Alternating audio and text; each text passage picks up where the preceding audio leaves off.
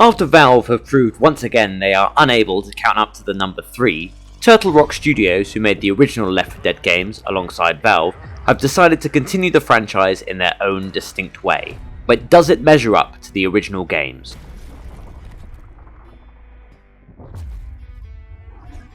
The short answer is yes, but let's get into it, shall we? I've been playing Back 4 Blood with a small group of friends over the last week or so, and it's a whole hell of a lot of fun. All of us played Left 4 Dead back in the day, so we knew what we were doing as soon as we left the safe room.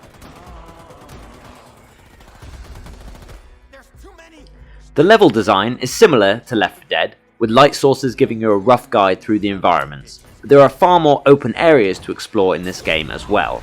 This of course means you're more likely to get separated and picked off. There are still some tight corridors and urban environments in the game too, but there is a bunch of variety. It's been difficult to make time to play through the game together, but after finishing the first 2 acts of the game, I must say the variety of locales is pretty extensive. You often start off from the same base camp area at the start of a chapter and then move through it into a new area. The base camp is free of zombies and allows you to customize your characters and your cards.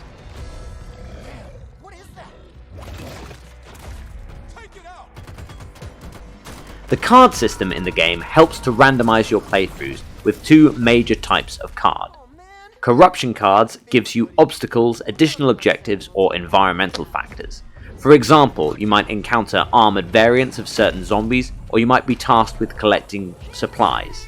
My group of cleaners had one particularly nasty experience in the fog, with enemies suddenly looming out at us from the mist without warning. Later on, when playing that same level without the fog, we all found it a lot easier. The other types of cards are collected by players by spending supply points which you can accrue by completing levels.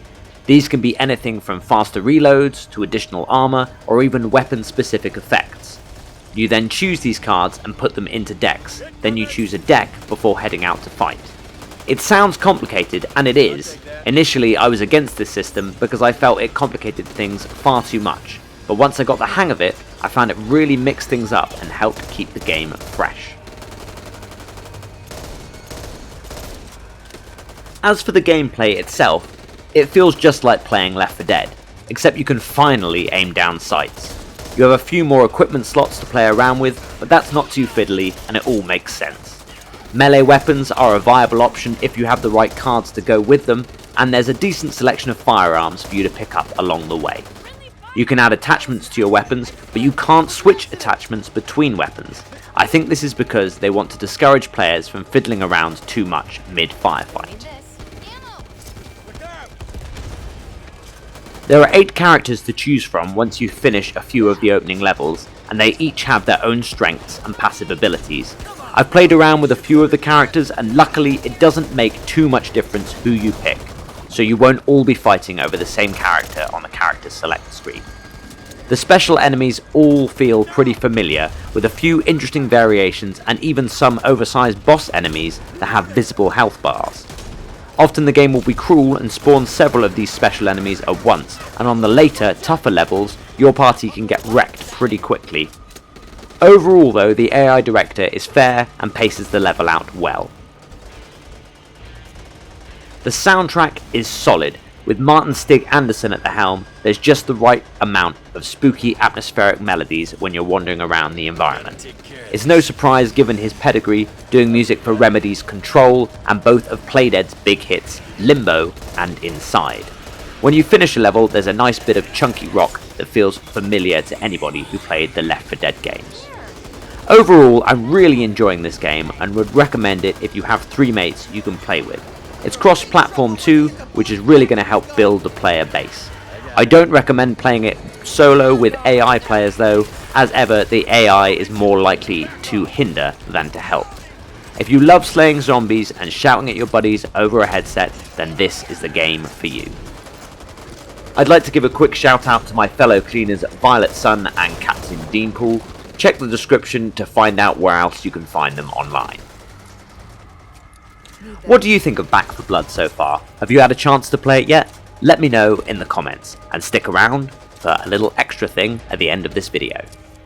As regular viewers of the channel will know, in the countdown to Halloween, I've been opening this fantastic Countdown to Halloween box from Funko. We've done doors 1 to 5, but today it's time to find out what's behind door number 6. So let's get to it. So what's behind door number 6? Let's find out, shall we? So far we've had Jack Torrance, and first we've had Pennywise the Clown. Make sure you go and check out some of my other videos to see some more of this little countdown. You can find them spread out across my channel. So who is in door number 6? Let's find out, shall we? Who's it gonna be? It is Regan from The Exorcist, played of course by Linda Blair. I'm a big fan of The Exorcist. It was a horror movie that I saw quite early on in my horror movie watching life, and yeah, it made a big impression on me, as it does on most people.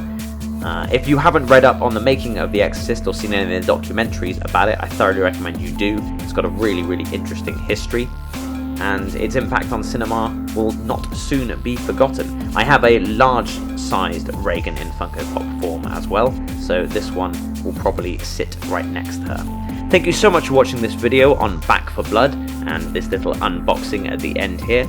Keep an eye on my channel for more stuff like this, and make sure you like and subscribe. Thanks for watching. So this channel is still in its infancy at the moment, but please do like and subscribe for more content, and you should be able to see some other videos floating around me, and also some sort of subscribe orb as well. That should all be floating around my head, so have a click and check out some of the other content on the channel. Thanks again so much for watching. I'll catch you in the next video.